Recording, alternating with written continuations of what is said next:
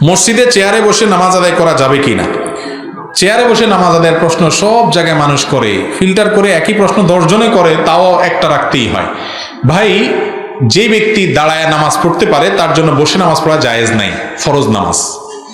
যে ব্যক্তি ফরজ নামাজ দাঁড়ায় পড়তে পারে তার জন্য বসে পড়া কি নাই? জায়েজ নাই।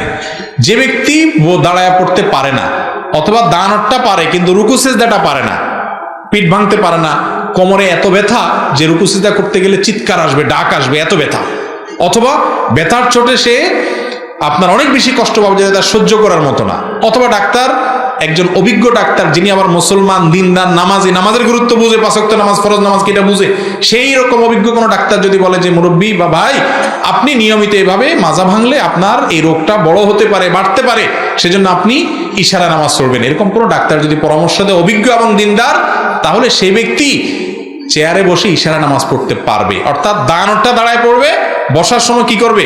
হালকা একটু রুকু সিজদার নিয়তে করবে। আর যদি দাঁড়ানো থেকে বসাও, উঠা বসাটাও কষ্ট হয়, তাহলে পুরোটাই সে চেয়ারে বসে পড়তে পারবে। কিন্তু আমাদের দেশে আজকাল একটু কোমর ব্যথা শুরু হলে চেয়ারে বসে নামাজ পড়া শুরু হয়। একটু শরীরটা খারাপ লাগতেছে, একটু ওনার একটু ভালো লাগতেছে না, উনি চেয়ারে বসে নামাজ শুরু করে দিলেন। এরকম একটা ভাবসাব চলে আসছে না? অনেক লোক আছে যে এটা একটা ভাবের ব্যাপার স্যাপার হয়ে গেছে, আল্লাহ মাফ করুক, যে উনি সারা দুনিয়া দাবড়ায় বেড়াচ্ছেন, হ্যাঁ, সারা দুনিয়া সব ভাঙি চুরি সে ফেলতেছে, মাশাআল্লাহ মসজিদে আসলে চেয়ার টেনে নামাজ বসে যায়। এরকম লোক আছে না? নাই? এত চেয়ার মসজিদে, এখন আমি সব জায়গায় এই কথা বলি, মসজিদ না আরএফএল এর দোকান বুঝা কঠিন, এত চেয়ার মসজিদ। এরকম জায়েজ নাই ভাইরে। আহকামুল হাকিমিন রব্বুল আলামিনের দরবারে সিজদা করতে পারা কপালের ব্যাপার, কপালের ব্যাপার ভাই। যে মন খুলে একটু সিজদা করতে পারে না, সে জানে কত কষ্টে। ইয়াউমা ইউদআউনা ইলা সুজুদ, কিয়ামতের দিন আল্লাহর সিজদা দেওয়ার জন্য ডাকা হবে, সিজদা দাও। তখন সিজদা দিতে সবাই চাইবে।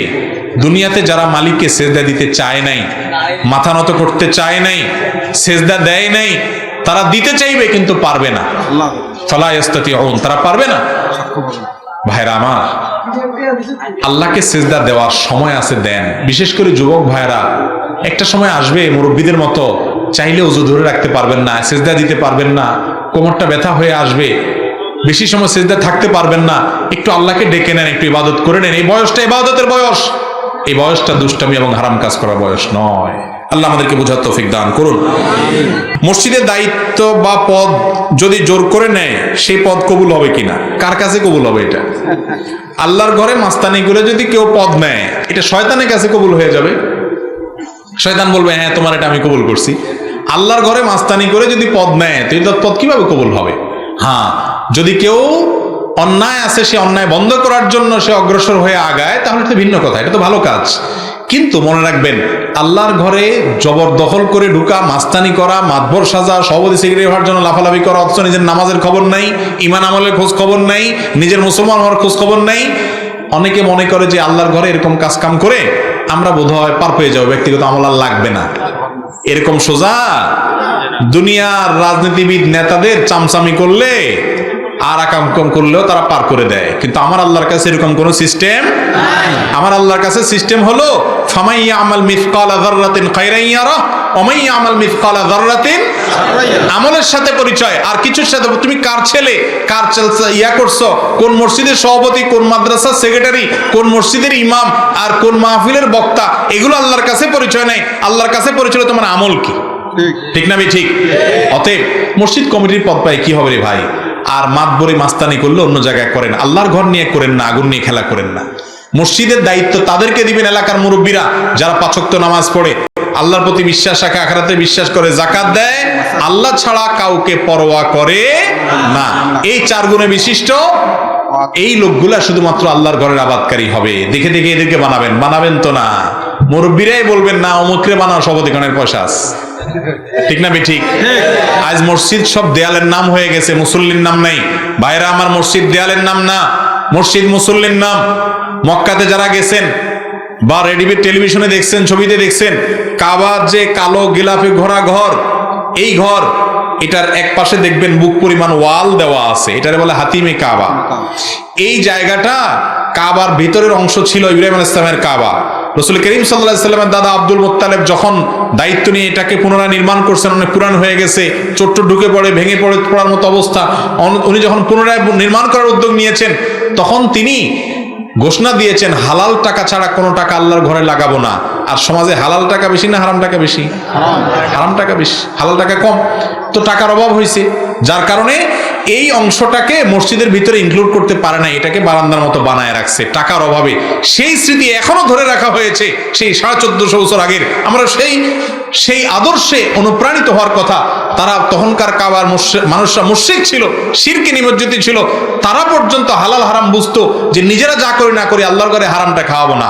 আর আমাদের অবস্থা হলো বড় চোর, বড় ডাকায়, টিন চোর, গম চোর, ওটার ধরে সভাপতি সেক্রেটারি বানা।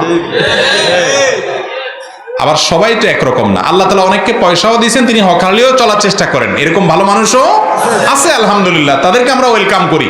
কিন্তু মুরব্বীরা মসজিদে শুধুমাত্র চাকচিক্য করার জন্য ওই চোর ডাকাত ধরে সভাপতি সেক্রেটারি বানাবেন না, একজন নামাজি মানুষ বানাবেন। হক হালালি চলে, নীতি নৈতিকের কথা বলে সে মানুষকে বানাবেন, মনে থাকবে তো ইনশাআল্লাহ।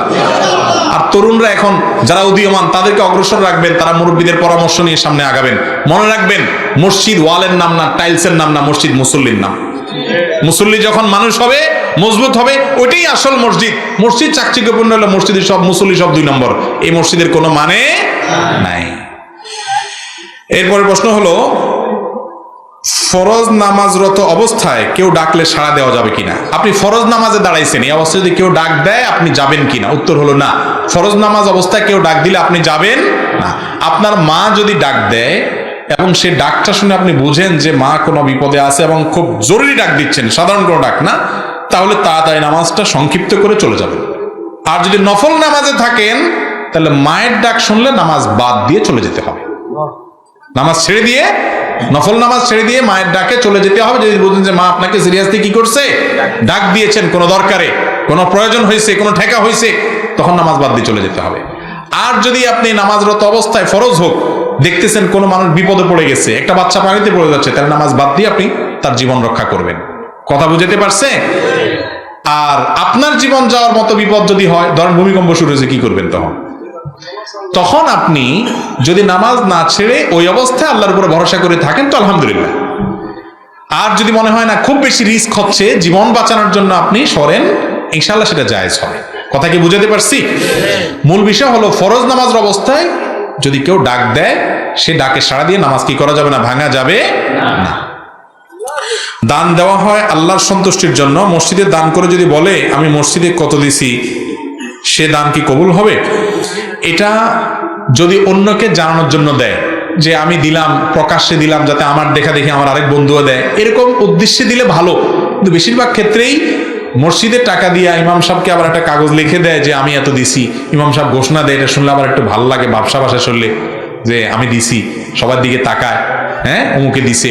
এরকম যদি হয় তাহলে এই দানের কোনো সওয়াব তো হবেই না, বরং একটা গুনাহ হবে, শিরকে আসগরের গুনাহ, যেটাকে রিয়া বলা হয়। রিয়া, লৌকিকতা, এটা গুনাহ হবে।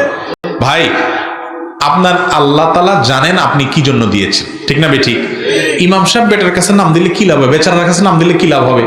ওই বেচারা ওই আলেম সাহেব আপনার নাম বললেই কি না বললেই কি, আহকামুল হাকিমিন তো দেখতেছেন, তিনি জায়গা মতো লিখে রাখবেন, আখিরাতে সওয়াব পাবেন। আর দুনিয়াতে মানুষের কাছ থেকে বাহবা আশা করবেন, এদিক সেদিক তাকাবেন ঘুরে ঘুরে যে আমি দিছি, দেখি কে কে আমার দিকে তাকায়, একটু ভাবসা বাসা শরীরে, তাহলে ওখানেই শেষ, ওইটার কোনো সওয়াব আর পাবেন না। এই দানের কি মানে আছে রে ভাই? অনেকে ফ্যান একটা দিয়েও, গ্রামাঞ্চলে একটু বেশি দেখা যায়, ফ্যান একটা দিয়েও নাম লেখা দেয় সৌজন্যে অমুক, আলমারি একটা দিয়ে মসজিদে লেখা দেয় সৌজন্যে, মানে ফেরেশতারা ঠাওর পায় না, না পায় কে দিছে নাম, এই জন্য ভালো করে নামটা লিখে দেয়। ব্যাপারটা কি এরকম ভাই? এটা খুব খারাপ জিনিস, খুব খারাপ জিনিস। আমি ঢাকা এক মসজিদে একবার ছিলাম, আমার এক মুসল্লি একটা কাগজ দিছে, তো উনি টাকা দিছে, দেখছি দিছে, উনি টাকা দিছে, আমি বলার কি হলো, উনি টাকা দিছে আল্লাহর জন্য, আল্লাহ দেখছে, শেষ কাহিনী খতম। পরে আমি বলছি যে আল্লাহর এক বান্দা টাকা দিছে, আপনাদের সবার দোয়া চাইছি, উনি দান করছেন, আল্লাহ যেন আমার আশা পূরণ করেন, ওনার সওয়াব দেন, দোয়া করবেন, নাম তো জরুরি না। আমরা সবাই নিয়ত করলাম। পরে নামাজের পরে লোকটা আমার ধরে বলতেছে, হুজুর মনে কিছু করেন না, আমার নামটা নিলে কি গুনাহ হইতো? তাই বললাম এটা কোন কথা, আপনার নাম নিলে সওয়াব হইতো কিনা সেটা বলেন, আপনার নামটা বললে কোনো সওয়াব হইতো কিনা? না, সওয়াব হইতো না। তার সওয়াব না হলে সে কাজ কেন করবে?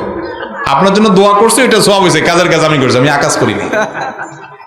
আল্লাহ তাআলা আমাদেরকে হেদায়েত দান করুন। খবরদার দান করে মানুষের কাছ থেকে বাবা আশা করবেন, এই 2 নম্বরের কাজ কেন করবেন? করবেন যেটা 1 নম্বর করবেন।